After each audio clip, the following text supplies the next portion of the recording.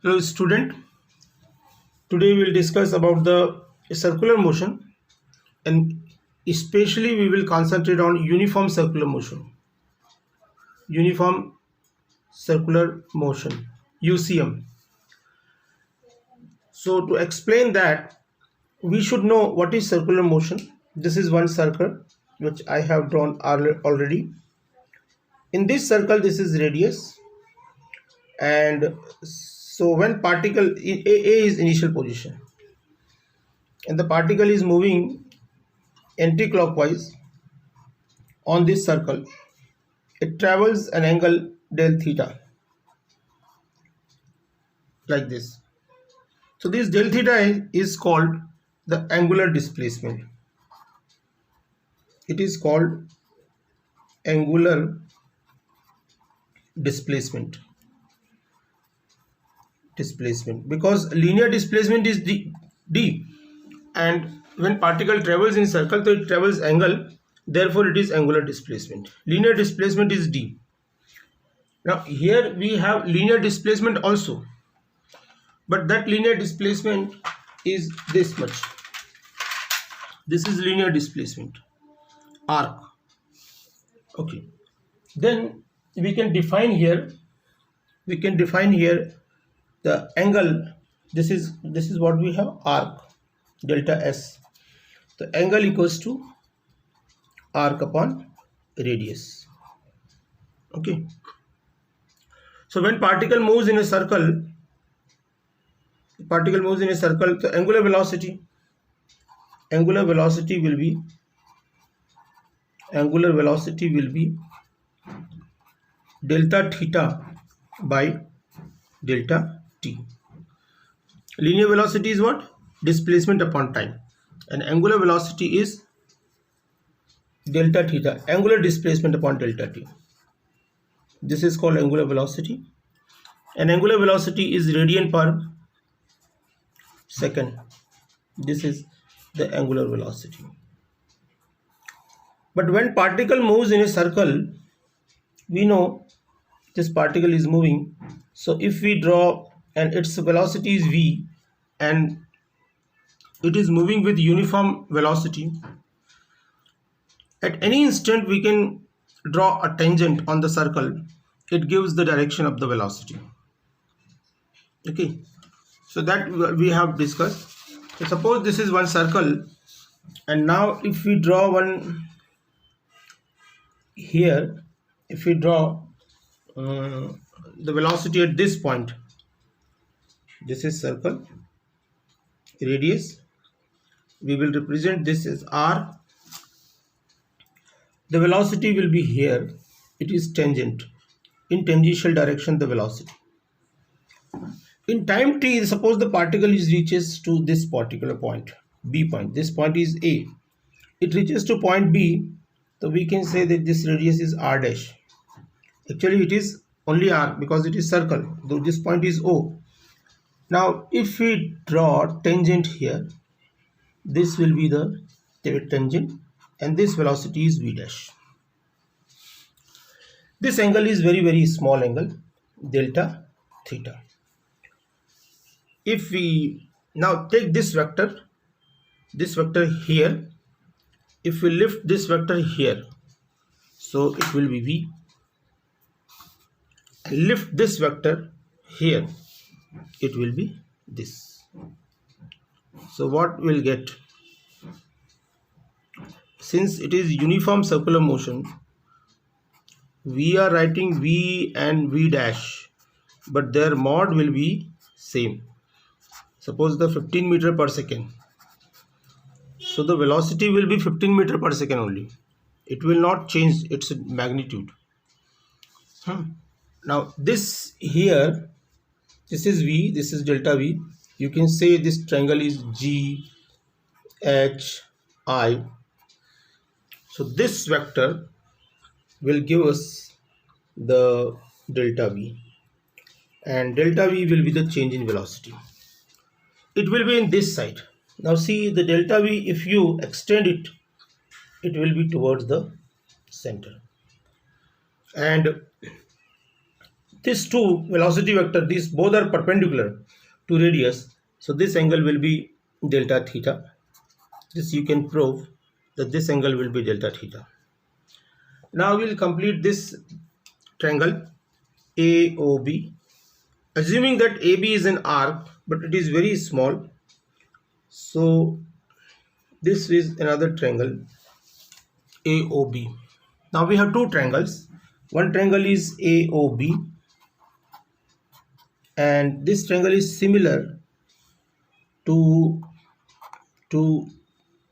HGI because this side, this angle is same, similar triangle.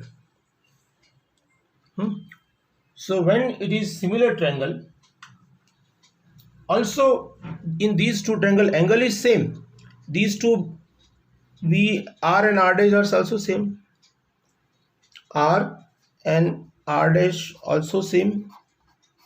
It is equal to R. Here already we have mentioned that V and V dash both are same and both are equal to V. This angle is same. So we can take the ratio of base versus side. This triangle, it is represented with delta R. This is delta V. Here BA is base. So BA upon OA we can take. This is base, BA upon OA, BA base upon side, and this will be equal to its base upon side. This is since H and it is I, so we can say HI upon any GH. When we write this implies that BA is what? Delta R by R, and it is equal to delta V by V. This line is very important. So we can write delta V. We have to calculate delta V. Delta V will be cross multiplied V into delta R by delta only R. This is equation number 2 you can say, and we can provide it as equation 1. So we have two equations. How we have proceed till now? Draw vectors, and these two triangles prove that these two triangles are similar triangle because this is delta theta, this is delta theta, delta V by this. Then we have to take, as we have delta V by V, delta V equal to V into delta R by R, divide whole equation, divide equation 2 by del T, divide equation 2 by delta T, delta V by delta T, this is equal to V by R, delta V by delta R by R. Not R, it is delta T. We have to divide with delta T. Then take limit. If we take limit, limit confined key circle, particle is moving in a circle and particle is moving here. So if both the points are very close, this is A point is here, B point is here. So if points are very here, the delta theta will be very small, and the velocity vector will be also, it will be like this, one vector here, one vector here. This angle will be very small, delta theta. So we can take here limit. If angle is very small, time will be also very small. A and B are very close. A and B are very close, and very close. Delta T is approximately 0.0001, very small. So take limit of this equation. This is equation number 3. So limit del T tends towards 0, it will become V by R here, limit delta R by delta T, limit del T tends towards 0. So then it will become it will become limit delta t tends towards 0. What is here left hand side? Delta v by delta t. Left hand side we have delta v by delta t. So limit delta t tends towards 0, delta v by delta t, it is equal to v by r. Limit delta t tends towards 0, delta r by delta t.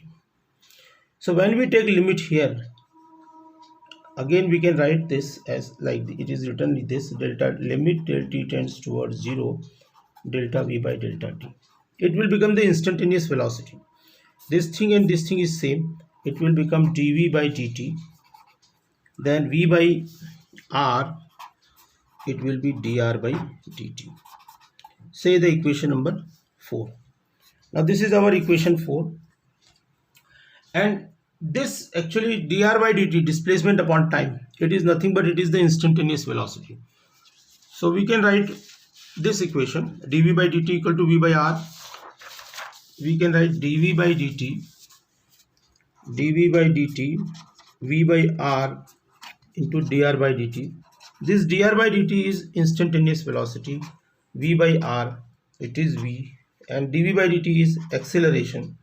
So acceleration, it is equal to v square by r, and this acceleration, it is called the centripetal acceleration. Centripetal acceleration. Very interesting thing is what? That we have one acceleration. Since the circular motion is two-dimensional, so where is the second acceleration?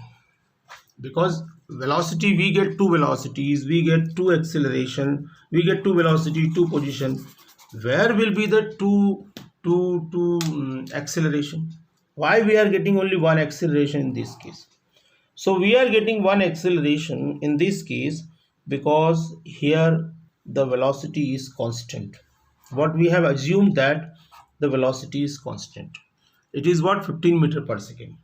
In case, and what we have assumed that it is moving with velocity v here, and it is moving with velocity v here. So it is constant.